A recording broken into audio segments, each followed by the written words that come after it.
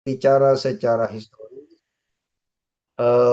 lalu kemudian dia gambarkan bagaimana perdebatan teologis di abad pertengahan itu menandai bahwa Quran itu hidup. Jadi hidup di dalam perdebatan itu. Satu. Atau kalau kita baca buku-buku sejarah Quran, sejarah mushaf, rasam misalnya, kita juga temukan penjelasan yang sama bagaimana Quran sebagai dokumen itu dia tumbuh dan berkembang, dia tidak statis. Kita bisa ketemu bagaimana dia hidup dalam pengertian berkembang bersama dengan perkembangan waktu. Atau yang ketiga, dokumen-dokumen dasar tentang bagaimana cerita orang berperilaku terhadap Quran atau berperilaku dengan menggunakan Quran, itu justru dokumen-dokumen paling awalnya itu berbentuk hadis. Ada dalam hadis Fadailul Quran, ada dalam kumpulan hadis Khawasul Quran. Eh, nah, penjelasan ini menjelaskan satu hal. Pertama, bahwa diskursus eh, studi Quran, living Quran, dia bisa berbentuk historis. Nah, kesalahan selama ini saya sebut tuh kesalahan adalah seringkali dia hanya selalu dihubungkan dengan ritual. Ritual-ritual itu hanya salah satu bentuk. Dia hanya salah satu bentuk dari living Quran. Oh, banyak model yang lain. Tadi Travis Zadeh itu dia nulis dua artikel. Artikel pertama tentang perkembangan material, mushaf yang kita kenali. Artikel kedua, dia bicara yang historis, yakni cerita tentang bentuk materialitas yang paling awal.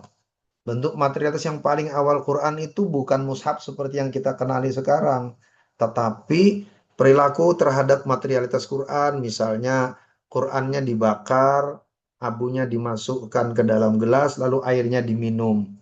Trafiz Zadeh cerita tentang itu di masa-masa klasik, dan itu historical semua. Itu historical. Lalu ada buku Rudolf Bilal Ware. Dia nulis buku judulnya The Walking Quran. Itu cerita tentang madrasah tahfiz di abad ke 19 dan 20 di Afrika Barat. Jadi bagaimana masyarakat pada masa itu, sekolah tahfiz itu memahami praktek menghafal Quran lewat praktek disiplin tubuh. Dia sebut itu dengan The Walking Quran. Jadi, kini kesimpulannya. Living Quran itu sebagai istilah dia cair, dia terbuka. Bahkan dia mungkin dinamai dengan nama-nama yang lain. Jadi dia bukan disiplin ilmu. Dia bukan disiplin ilmu. Tetapi dia sebutan terhadap fenomena. Baik itu fenomena historis maupun fenomena kontemporer. Yang terhadap fenomena yang sama di dalam dunia, dalam ilmu sosial, ada para scholar, ada para pakar yang menamakannya dengan nama yang lain.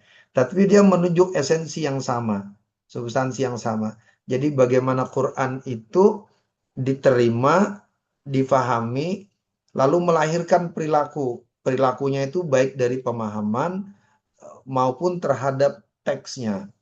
Nah, macam-macam nanti bentuknya. Jadi ada perilaku yang dari Quran, artinya orang memahami Quran lalu melakukan sesuatu. Ada yang perilaku itu with the Quran, bersama dengan Qurannya. Jadi dengan Quran itu orang lalu kemudian melakukan sesuatu bukan dengan memahaminya. Jadi kayak mushaf tadi. Ada yang perilaku for the Quran.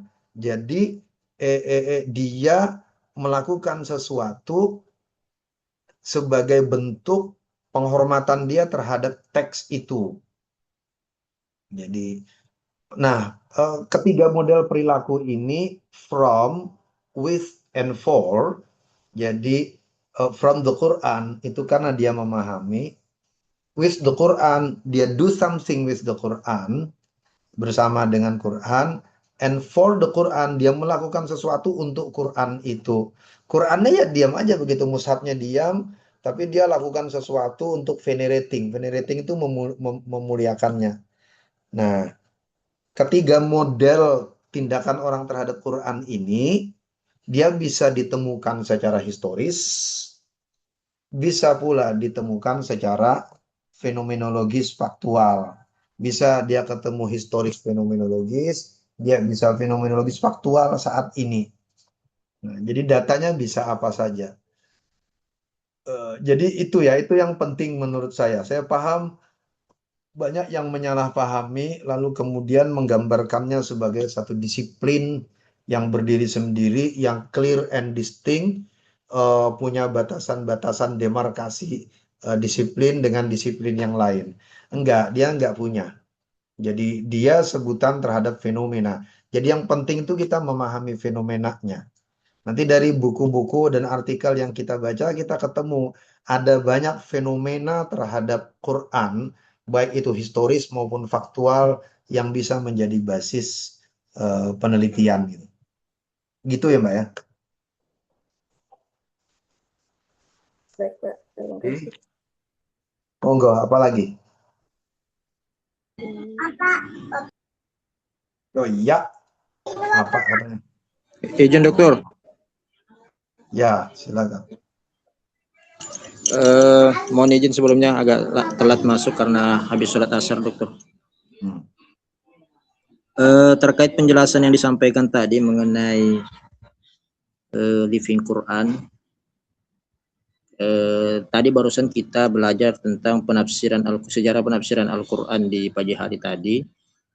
Salah satu teman kita ada yang membahas mengenai tafsir kontemporer atau tafsir modern, yang mana disebutkan bahwa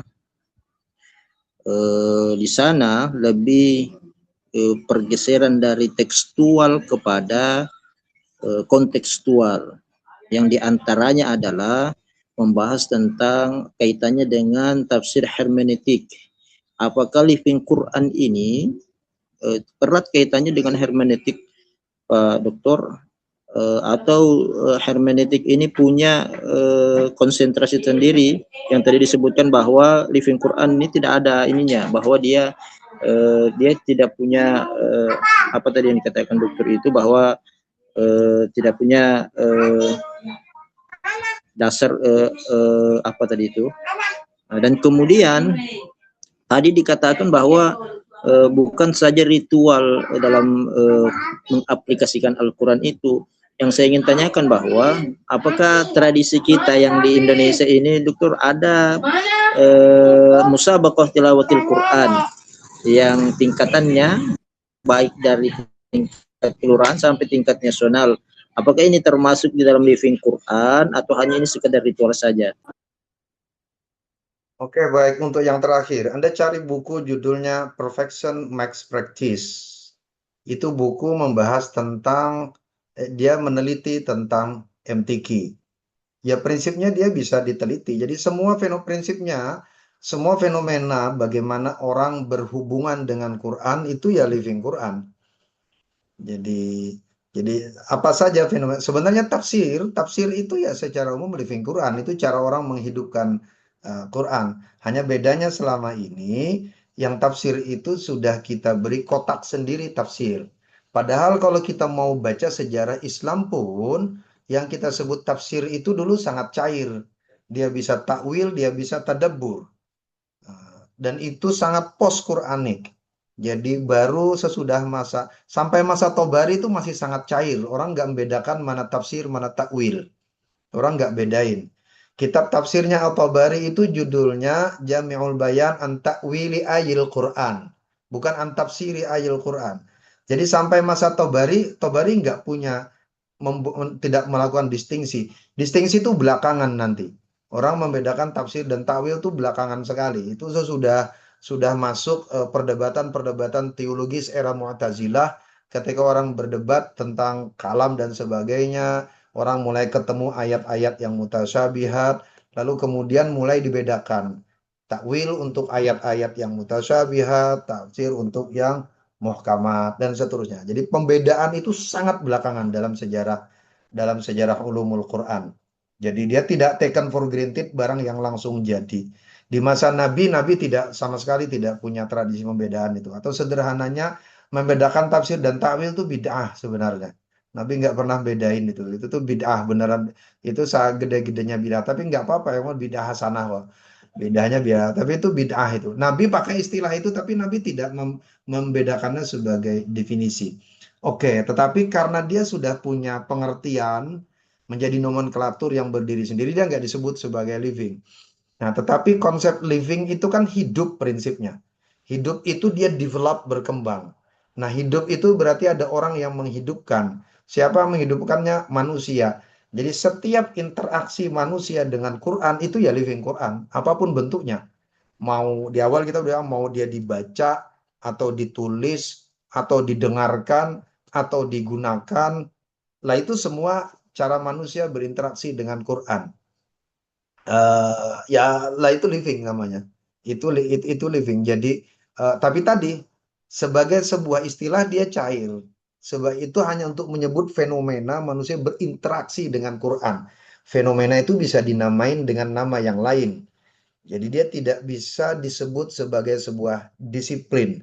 Tetapi dia adalah usaha kita untuk memahami fenomena hubungan manusia dengan Quran yang selama ini hubungan itu dibatasi dengan tafsir. Orang yang namanya Quran itu kudu dibaca, dipahami. Lah itu yang namanya berhubungan dengan Quran. Kenapa? Karena dia kitab suci. Kitab suci. Padahal dalam prakteknya sejak masa Nabi itu banyak interaksi orang dengan Quran tidak berbasis pesan atau informatif. Dia tidak berbasis pesan seperti yang diceritakan Sam De Gil itu. Dia berbasis perilaku performatif itu. Jadi tetapi memang dibatasi. Tradisi pengetahuan kita membatasinya, padahal sumber pengetahuan kita mengatakan dia tidak terbatas. Jadi tradisi pengetahuan kita selama ini membatasi interaksi orang dengan Quran itu hanya tafsir. Padahal sumber pengetahuan kita, hadis, sirah, dan sebagainya menunjukkan bahwa interaksi orang dengan Quran itu bentuknya bisa macam-macam. Tidak hanya tafsir. Nah, bentuk yang macam-macam ini yang kita baca. Itu yang saya sebutkan tadi. Ada yang historical, seperti bukunya Ali Mabruk, seperti bukunya Rudolf Bilalwer, lalu ada yang aktual, fenomenologis yang aktual, seperti bukunya Christina Nelson, atau tadi yang Anda sebut MTQ. MTQ itu dibahas oleh Anna Get dalam 2 babnya.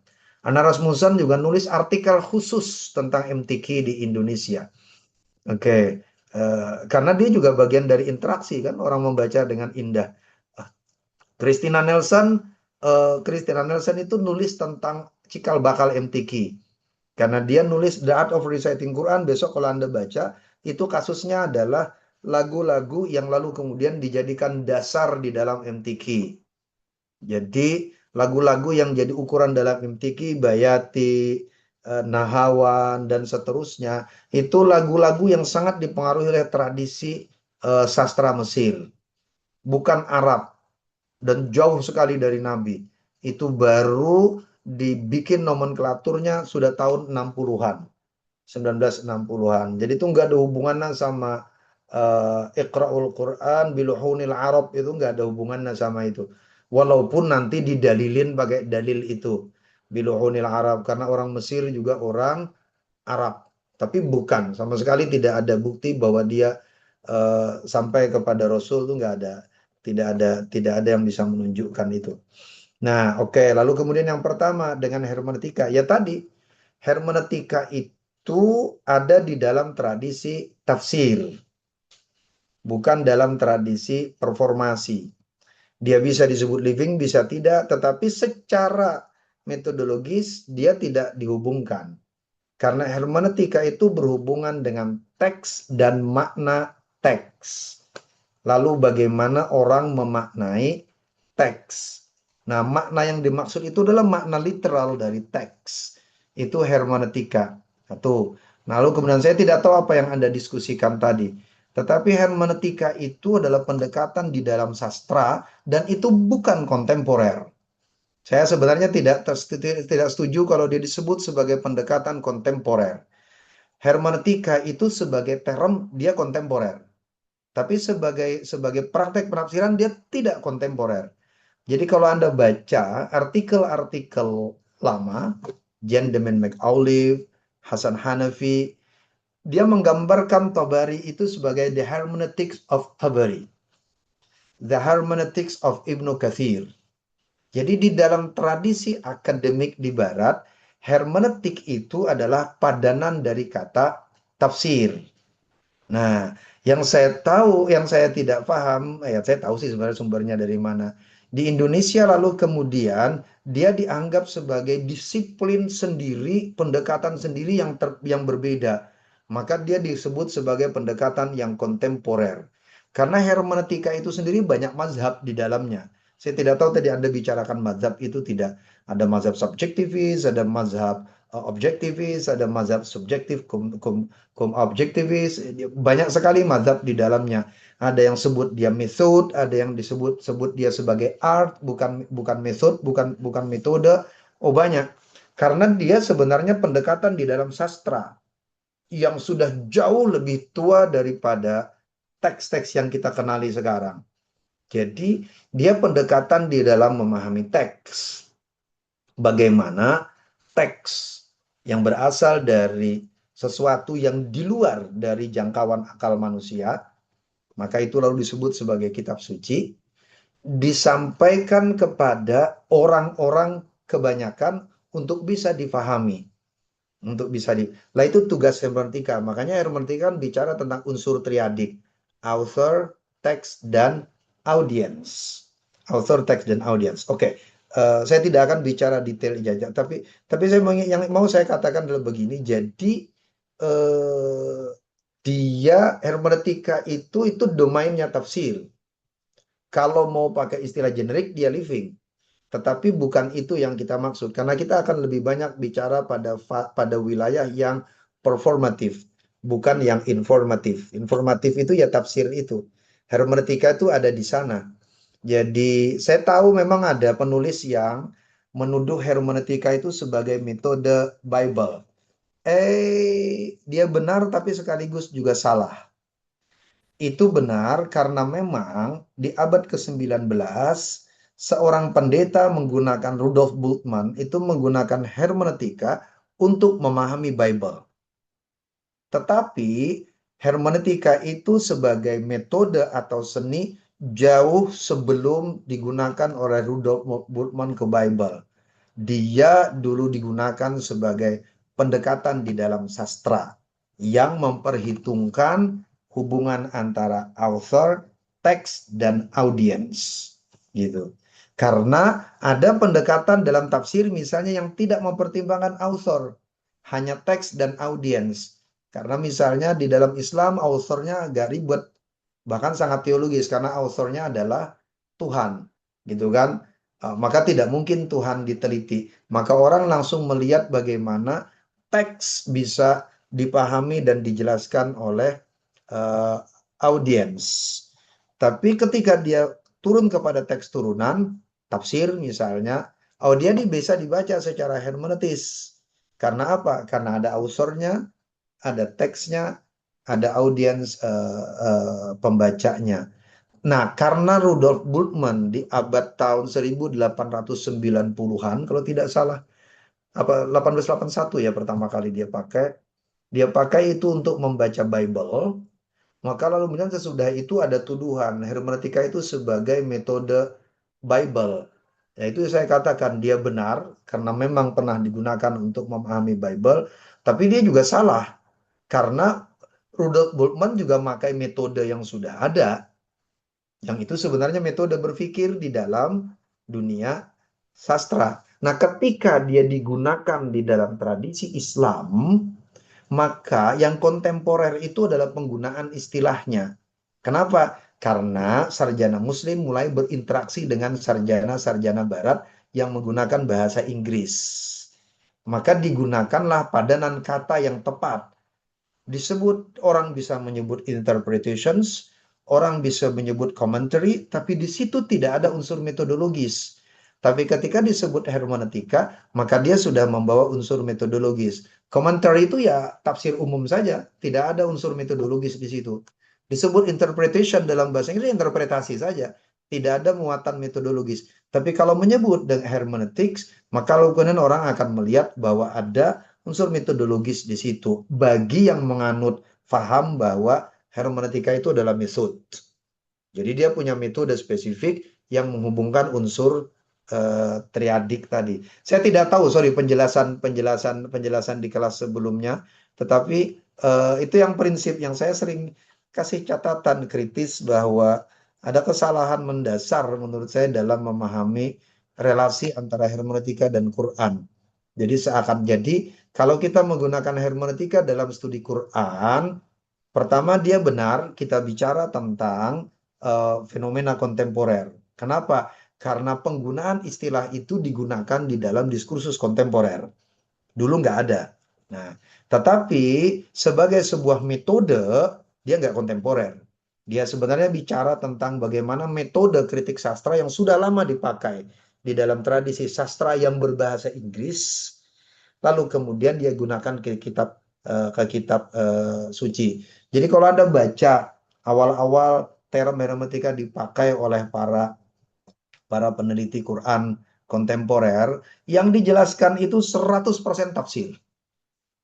100% tafsir, bukan sesuatu yang baru. Anda bisa baca itu di Rahman, Fazlur Rahman, ada Hasan Hanafi yang menggunakan istilah hermeneutika karena Rahman berinteraksi dengan audiens di Amerika. Jadi dia ngajar dalam bahasa Inggris, dia jelaskan tafsir, dia jelaskan hermeneutika sebagai problem metodologisnya. Hasan Hanafi dia berinteraksi dengan kesarjanaan Prancis yang sangat kuat dalam tradisi kesarjanaan Eropa, maka dia gunakan istilah itu sebagai padanan dari tafsir untuk menjelaskan bahwa di dalam Islam tradisi hermeneutika itu sudah lama ada, sepanjang lamanya Quran. Jadi sejak Quran itu ada, tradisi hermeneutis itu sudah dikenal dalam Islam, yaitu tradisi tafsir itu. Ya, jadi dia terhubung dan tidak terhubung dengan living Quran gitu. Ya, ngaten nih Mas ya. Begitu, sorry. Pakai ngaten saya pakai bahasa Jawa. Oke. Monggo. Apa lagi?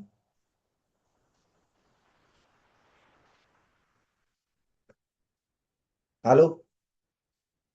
Udah mau setengah jam ya? Udah mau 1 jam. Kita kuliah online tuh 1 jam aja, jangan lama-lama. Kemampuan orang untuk konsentrasi online itu 1 jam maksimal.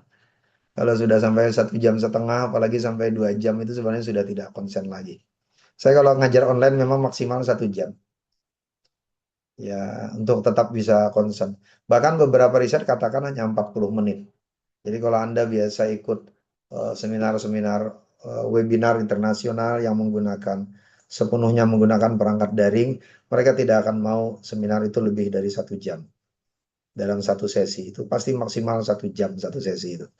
Karena itu adalah waktu maksimal orang bisa konsentrasi. Oke, baik, monggo. Ada catatan lagi?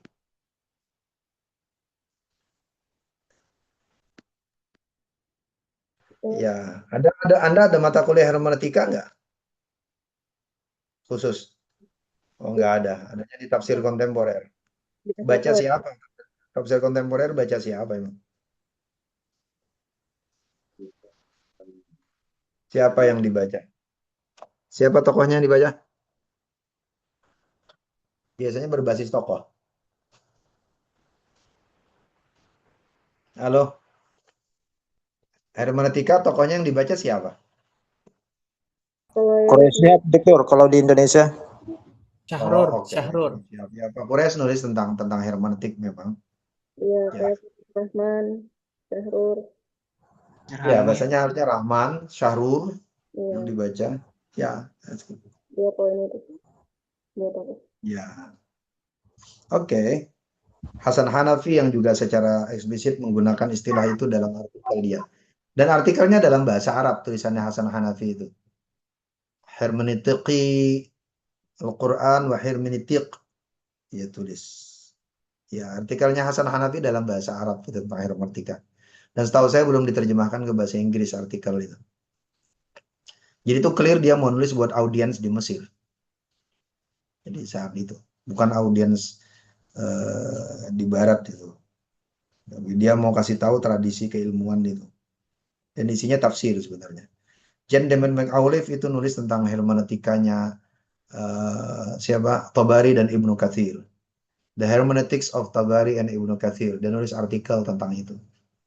Kalau mau belajar hermeneutika Quran itu penting dibaca artikel itu.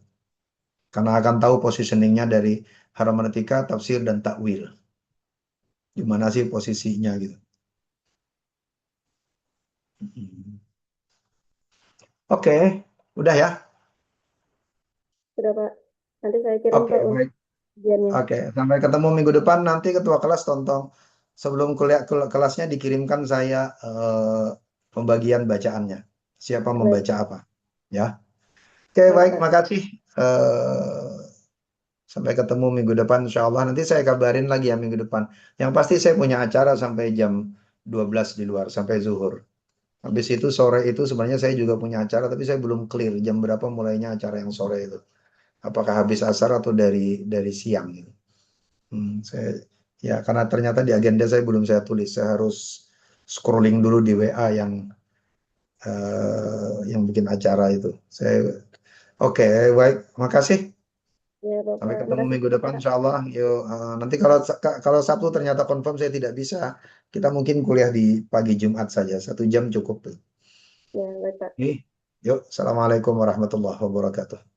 Waalaikumsalam Waalaikumsalam warahmatullahi wabarakatuh. Waalaikumsalam warahmatullahi wabarakatuh. Pamit ya.